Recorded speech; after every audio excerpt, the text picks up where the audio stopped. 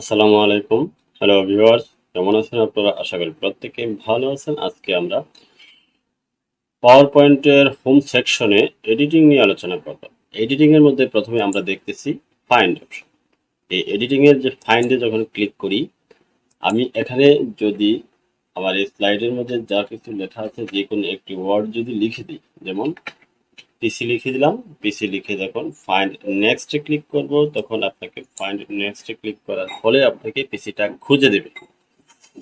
এরপরে দেখেন আপনি রিপ্লেস রিপ্লেসে যখন ক্লিক করবেন, এখানে যেমন আমি চাচ্ছি,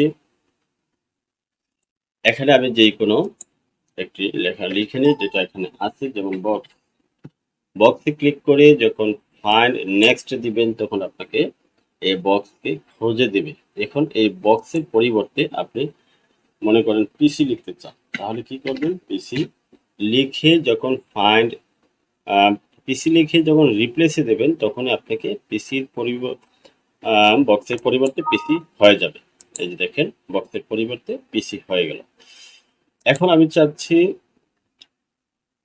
যতগুলা এখানে আছে, মনে করেন পিসি আছে, এখানে যতগুলা পিসি আছে, এই পিসির জায়গায় আমি লিখতে চাচ্ছি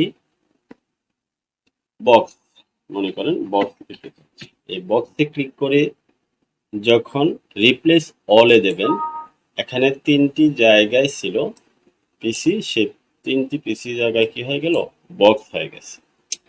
এরপরের যে অপশনটি আছে সেটা হচ্ছে রিপ্লেস ফন্ট। রিপ্লেস ফন্টে ইচ্ছে করলে আপনার এই যে ফন্ট আছে সেই ফন্টগুলোকে আপনি চেঞ্জ করতে পারেন। এই যে ফন্টগুলো আছে সেগুলো হলো মাইক্রোসফট অফিসের আন্ডারের ফন্ট। সেই ফন্ট আপনার ইচ্ছে মতো চেঞ্জ করে নিতে পারেন। এরপরে দেখেন সিলেকশন অলে দিলে, মনে করেন আমি কার্সরটা রেখে দিয়েছি এখানে স্লাইডের উপরে। এখন আমি যদি সিলেক্ট অলে দেই, আমার কিন্তু এই স্লাইডের যতগুলা লেখা আছে সবগুলো কিন্তু সিলেক্ট হয়ে গেছে। এখন যদি আমার এই কার্সরটা থাকে স্লাইডের উপরে, এই যে দেখেন স্লাইডের উপরে থাকে, তখন কি হবে?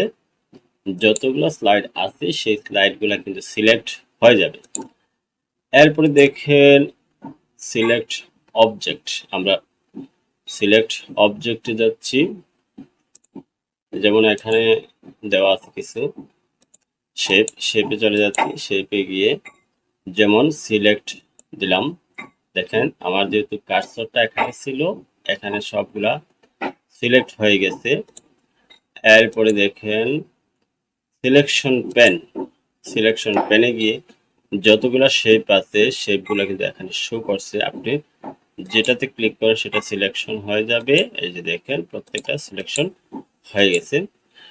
এই হলো আজকে এডিটিং গ্রুপের আলোচনা। আপনারা অবশ্যই হোম সেকশনের যতগুলো ভিডিও আমি করেছি সবগুলো আপনারা ভালোভাবে দেখে নেবেন, কারণ হচ্ছে বেসিক লেভেল যদি দুর্বল থাকে আপনি কিন্তু ভালো কিছু কাজ করতে পারবেন না। সুতরাং আমরা আজকে এই ভিডিও এখানে রেখে দিলাম।